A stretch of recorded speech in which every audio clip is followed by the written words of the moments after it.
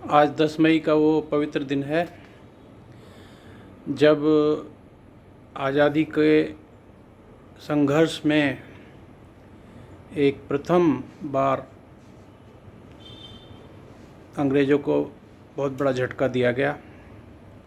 10 मई 1857 को मेरठ से एक रिवोल्ट शुरू हुआ अंग्रेज़ों के ख़िलाफ़, जो कि लगभग 6-7 महीने चला और जिसने अंग्रेज़ी शासन की जड़ें हिला दी और भारत का शासन ईस्ट इंडिया कंपनी से निकल के रॉयल फैमिली के पास चला गया, ब्रिटेन की रॉयल फैमिली।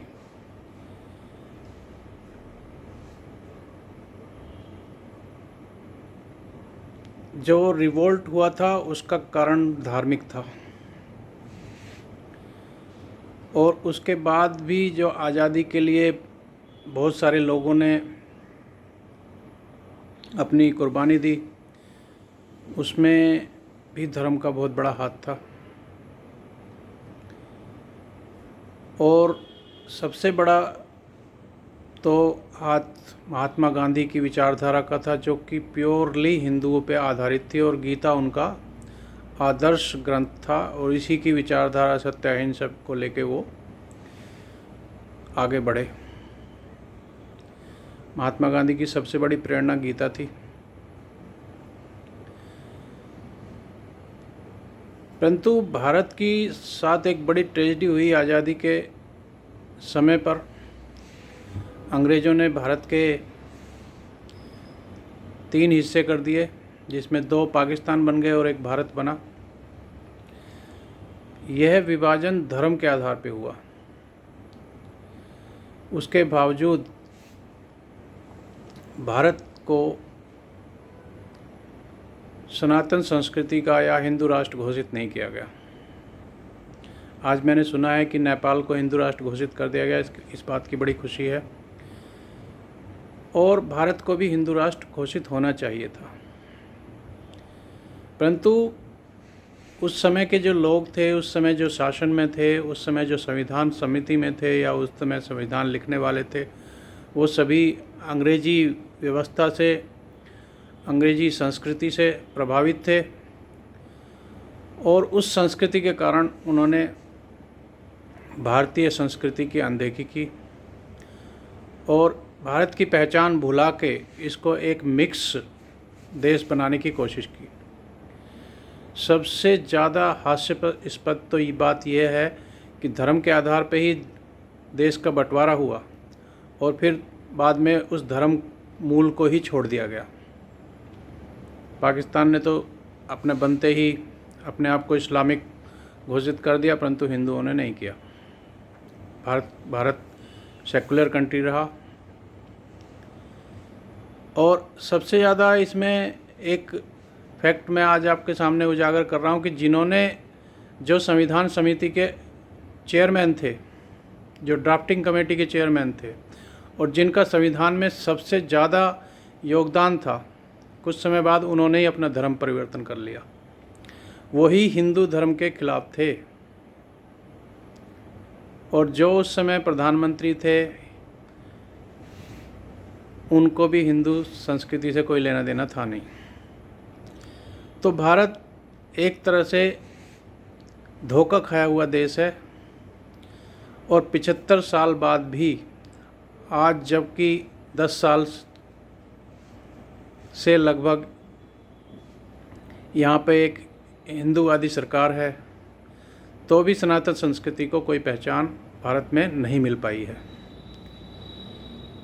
मेरा सरकार से और इस सरकारी तंत्र से केवल इतना कहना है कि सनातन संस्कृति पूरे विश्व में भारत की पहचान रही है और आगे भी रह सके, इसलिए इस देश को सनातन संस्कृति प्रधान देश बनाया जाए।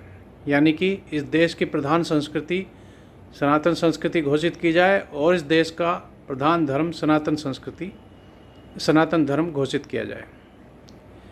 इसमें सेकुलरिज्म, धर्मनिरपेक्षता का विचार नहीं होना चाहिए, क्योंकि सेकुलरिज्म धर्मनिरपेक्षता सनातन संस्कृति का इनहेरेंट वर्च्यू है, गुण है, वो अपने आप में ही गुण है। जो दूसरे रिलीजन, अब्राहमिक रिलीजन जो बाहर से आए, क्रिश्चियन, इस्लाम और यहूदी,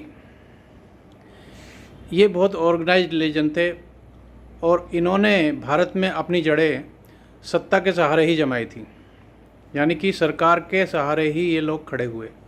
जब मुग़ल आए तो उन्होंने इस्लाम को खड़ा किया और जब अंग्रेज़ आए तो उन्होंने क्रिश्चियनिटी को खड़ा किया। तो हिंदुओं को खड़ा करने की जिम्मेदारी किसकी है, या सनातन संस्कृति को खड़ा करने की जिम्मेदारी किसकी है? सनातन संस्कृति को खड़ा करने की जिम्मेदारी आज की सरकार की है, भारत की सरकार की है। जो सरकार 80 से 90% हिंदुओं का प्रतिनिधित्व करती है, उसकी ये जिम्मेदारी बनती है कि भारत को सनातन संस्कृति संपन्न राष्ट्र घोषित करे। और आपको मैं बात बताऊं कि वेद सनातन संस्कृति की सबसे बड़ी देन है। जब विश्व में लोग जंगली जीवन जी रहे थे, सिविलाइज्ड नहीं थे, वो जंगलों में रहते थे, झुंडों में रहते थे और जिनके पास कपड़े नहीं थे, जिनके पास कोई भाषा नहीं थी, उस समय भारत में वेदों का जन्म हो गया था।